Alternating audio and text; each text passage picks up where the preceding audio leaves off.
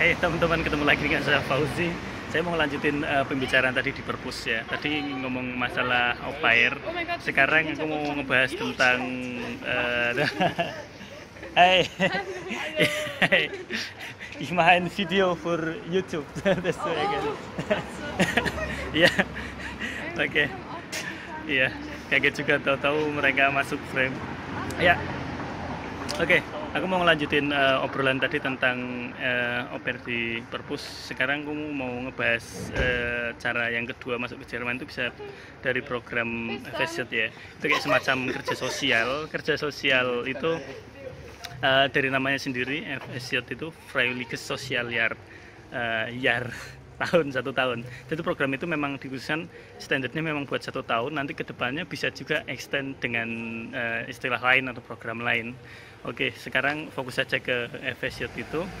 Ya, kerja sosial ini bisa di berbagai macam bidang ya, nggak harus di kesehatan. Cuman memang kalau di Jerman sendiri butuhinnya tuh memang ini di bidang kesehatan. Bisa di rumah sakit, di panti jompo, atau di sekolah-sekolah yang berkebutuhan khusus. Kebanyakan di 3 bidang itu.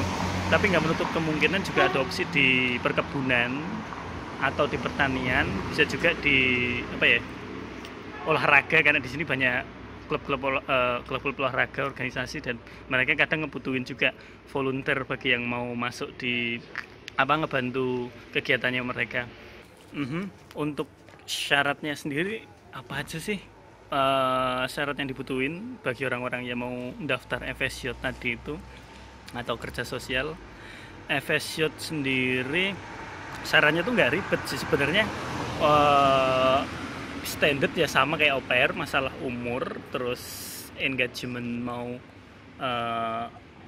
istilahnya komunikasi sama koordinasi dengan orang-orang di Jerman, karena kan ya namanya volunteer, kerja sosial biasanya berkaitan dengan lingkungan sosial di tempat kita kerja gitu. Nanti kita harus mau berinteraksi dengan mereka kerjasama.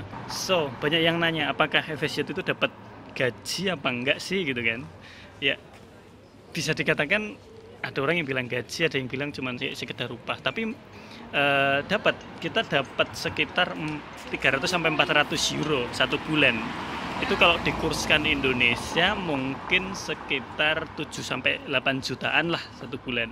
Itu udah cukup banget sih buat jalan-jalan di Eropa 5 sampai 6 negara dalam 1 bulan. Tapi kan di Jerman sendiri biaya hidup mahal ya.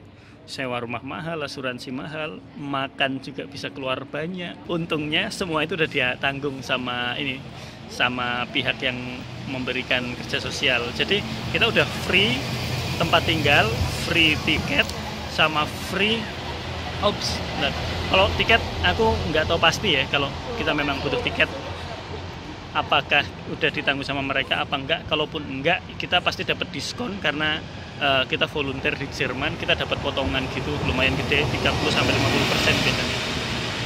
Dapat potongan harga, terus asuransi ditanggung, rumah ditanggung.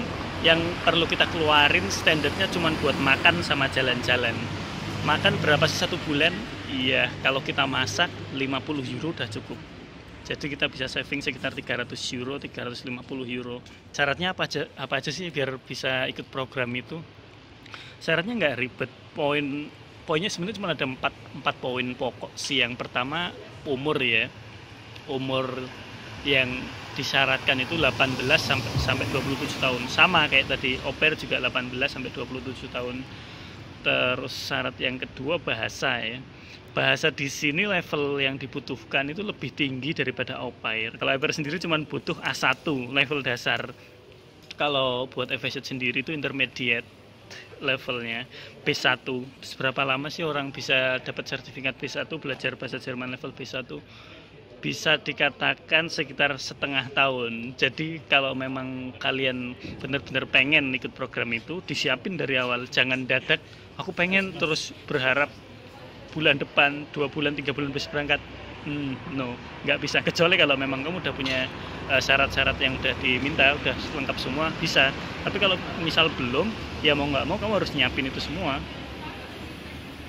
Sekitar setengah tahun, ya Misal kalian yang masih kuliah atau SMA itu bisa nyiapin selama kuliah, bisa sambil belajar bahasa Jerman, tahu otodidak atau ambil kursus, terserah kalian. Terus selain itu ya syarat kayak semacam apa ya, kayak tanggung jawab sih, nggak ini lagi, bukan bisa dikatakan syarat ya, karena memang kerja sosial ya syaratnya kita bisa berinteraksi dengan orang, bisa yang terus kerja tim, karena mau nggak mau kan nanti kita kerjasama dengan pekerja lain kan, pekerjaannya hampir sama kayak pekerja asli di situ. Terus yang namanya kerja sosial kita memang harus suka bersosialisasi di situ kan. Ya poin pokoknya cuma itu aja sih sebenarnya syaratnya, nggak susah kan. Terus apa aja sih benefit yang didapat ketika kita ikut program FS Youth itu? Menarik di sini. Ya selain gaji sekitar 400 euro satu bulan, kita dapat rumah gratis, kita dapat asuransi gratis, atau otomatis kita juga dapat visa di situ yang bisa buat akses seluruh negara Schengen. So jadi buat kalian yang punya liburan pengen keliling Eropa, best deal nih program ini. 1 tahun kamu bisa jalan-jalan ke seluruh Eropa tanpa batas, gratis. Enggak gratis sih, maksudnya visanya yang gratis, biayanya pakai biaya sendiri, tapi dengan uang 400 euro itu sudah lebih dari cukup buat 1 bulan ya. Terus prospek apa aja yang memungkinkan nih kalau misal kita udah selesai nih ngikutin program FS Youth tadi? Ada kesempatan apa aja untuk misal ada yang pengen bertahan tinggal di Jerman, ya kita bisa ini ikut program lanjutnya. Misal kita umurnya udah lebih dari 7 tahun, udah lebih dari 27 tahun, kan syaratnya 27 tahun. Ini kita bisa ngikutin program lanjutan, istilahnya BFD kalau nggak salah, itu sama kerja sosial di situ. Cuman bedanya itu nggak ini. Cuman bedanya ya tadi tuh mungkin karena beda namanya kan, beda programnya ya. Tadi syaratnya maksimal itu 27 tahun, tapi kalau yang program ini BFD itu bisa lebih dari 27 tahun. Jadi orang bisa lanjut sampai tua kalau mau. Cuman kebanyakan banyak ngambil opsi yang lebih ini ya, benefit ya. Kayak misal ambil studi di sini, atau Ausbildung, pendidikan kerja, atau bagi perempuan atau cowok beruntung mungkin di tempat kerja atau lingkungan pertemanan dapat ini dapat pacar, nah mau diajak nikah sama orang di sini, jadilah kita dapat izin tinggal tanpa batas guys. Tanpa batas teman-teman ya, kurang lebih itu poin pokoknya ya tentang FS Youth tadi. Bagi kalian yang masih penasaran FS Youth itu apa, terus pengen tahu lebih detail sebenarnya apa aja sih keuntungannya atau apa sih syarat detailnya, mungkin bisa ini tulis di kolom komentar. Jangan lupa subscribe, like, dan share video ini kalau bermanfaat. Kalau misal ada teman-teman yang tahu informasi lebih detail atau cerita mungkin yang udah jalanin program ini episode ini, bisa tolong ditulis di kolom komentar ya, biar yang lain juga bisa belajar, bisa ini dapat shortcut ilmu dari kalian. So mungkin tentang episode sampai di sini.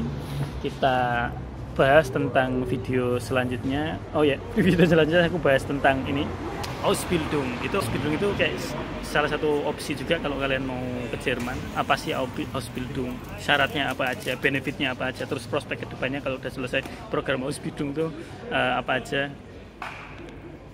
Lihat di video yang satu ini. Bye bye.